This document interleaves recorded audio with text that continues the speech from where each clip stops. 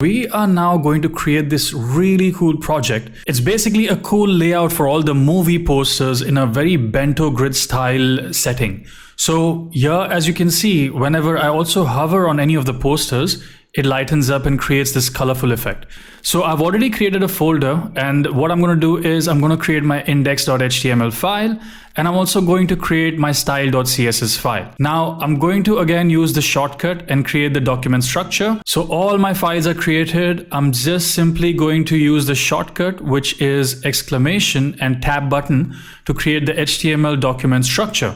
There we go. So I'm just going to align it a little bit. There it is. Now first I'm going to start with a title. I am going to remove this document and I am going to write photo gallery. So the title is done. Now in the body tag, I am just simply going to create some containers with a class name of pictures. So I'm going to create 6 divisions for our 6 pictures out here. Now I'm simply going to go to my style.css file and I'm going to start styling it. So here we are. And the first thing what I'm going to do is the class which we just created .pic. I'm going to add some kind of background color. So when we are arranging these images, we know what is happening and we just don't see a plain white blank screen. So it's important that you give it some kind of a background color so that you can distinguish those images, the tiles separately. So the background color I'm going to give it is antique white, and yeah, that should look good. So right now again it shows nothing. Why? Because by default CSS gives a margin and a height of 0, and that's why nothing is seen. So what I'm going to do now is basically we are going to take our body.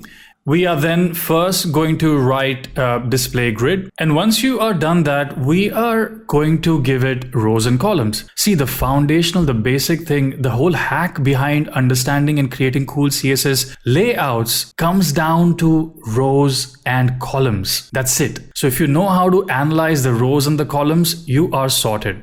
So out here, let's just see how many columns do we have. So from this image, it's pretty evident that we have 3 columns out here. So I am going to give it a fractional unit. So I'm going to give it 1FR, 1FR, and I'm going to do it 3 times. 1FR, 1FR, and 1FR, right? And then I'm also going to add rows to it. So the columns are done, and now we just need to add rows. So I'm just going to cut, copy, paste this. And in the columns, I'm just going to replace it by rows. And I'm now going to go back to our reference. And as you can see that there are actually 4 rows out here. I know the pictures are placed in a very stylistic manner where it's hard to figure out the rows clearly. But if you look closely, there are 4 rows. So again, I'm going to give it a fractional unit of 1FR and I'm going to write it 4 times. Here you can also use the repeat property. But right now, just to make things simple, I'm going to just write it manually 1FR 4 times. So again, there's nothing to be seen out here on our web page. So why is that so? Because as I said, there has to be a certain height and the width which has to be given. So right now I've gone into the developers tool and have clicked inspect and I've gone into the grid. So now we see that because there is no height, the grid is collapsed. So all we have to now do is basically give it some kind of height. So I'm going to give it a height I'm going to give it 800 pixels. There we go. And now when you click back on the web page, we have a cool grid to play with. Yes. Now I'm also going to give it some kind of width because I don't want it so stretched out all over the web page. So I'm going to give it a width of 700 pixel. When we click on it again, we can clearly see that now we have a clear height and a clear width. Now, again, according to our reference, our movie posters were in the middle. So what I'm going to do is I'm going to try to center this. Now, if you've already, I know that because you've come to this class, this is an advanced class on CSS Grid. So you already know how to actually center it. So I'm going to give it a margin first, which is going to be the margin of 80 pixel on the top. And I'm going to give it auto, which is auto on the left and the right. So now it's perfectly centered. So our movie posters are going to come right in the middle. So now it's time for us to arrange each box in the right format, the way it's done aesthetically out there in our reference image. So for that, we will have to give a separate class to each of the pictures so we can distinguish that, and then we can style it accordingly separately in the style.css file. So what I'm going to do is I'm going to give an additional class name of pick 1, 2, 3, 4, 5, and 6. There we go. So what I actually want to do is basically give a separate color to each box. So when we are arranging the box in a particular form or in this grid, we are able to see it clearly which box we are arranging and in which row and column we are setting that particular box in. So here we go. I'm going to take the first pick and I'm going to select the class name of .pick.pick1. So the first pick is selected with this class name, and I'm going to give it some kind of a background color so that it's visible out here. So there we go. There it is. So I'm going to do the exact same thing for each of the pictures.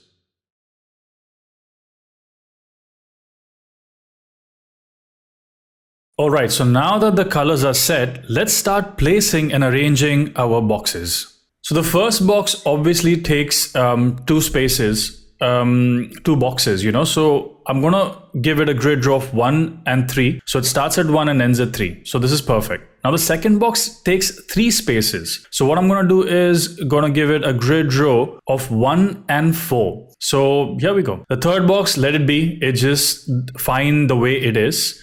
Now coming back to the fourth box, as you can see, it takes up 2 spaces. So can you guys guess what the grid row is going to span from which number to which number? So this box out here, the box number 4, it's going to take, it's right in the middle somewhere.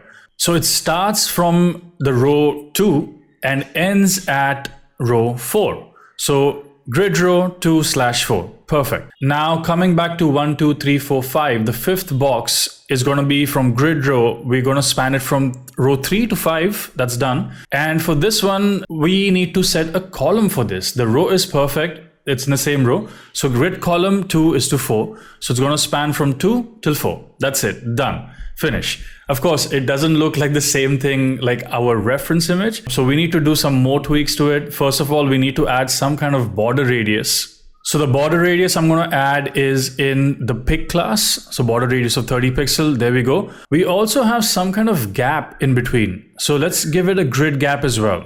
So in our body tag, we're going to give a grid gap of 10 pixels. Perfect. So let me just inspect and switch off the grid so you can clearly see. See, now we have the whole layout set up exactly as our reference image.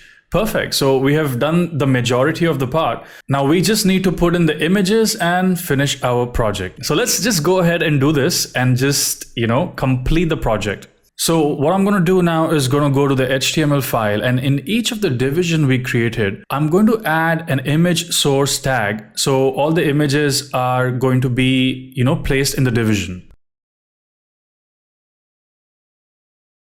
Now, again, you guys can add your own images. I've not added the images in this coding exercise for the reason because I actually want you guys to pick your own images so you guys have more fun doing this project. It can be about anything, I have picked up movie posters, but you can pick up anything from fashion, or if you are into food blogging, you can pick up recipes. There are so many things which you can play around with. Now, as you guys can see, the images which I've added, they have just blown out of proportion from the layout which we created. So there's a reason for that. So we're going to start fixing that one by one. And the way to do it, the images have blown out of proportion. So they have overflown. So what we're going to do is in the .pick class, we're going to add overflow hidden. What this does is it doesn't make the images overflow from its dedicated area. So on top, but right now, as you can see that the images are completely off proportionate. They are, it's just covering a little bit part of it.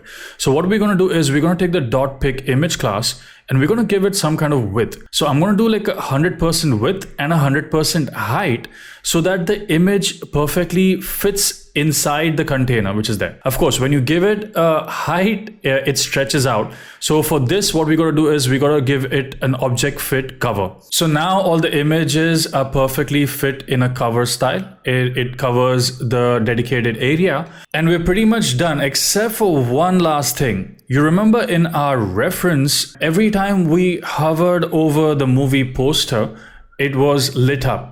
All these posters right now are just in color, but in our reference, whenever we do move around, hover over, they're lit up, which come into the original color. I'm going to show you this cool effect here itself so that, you guys can have fun creating it as well.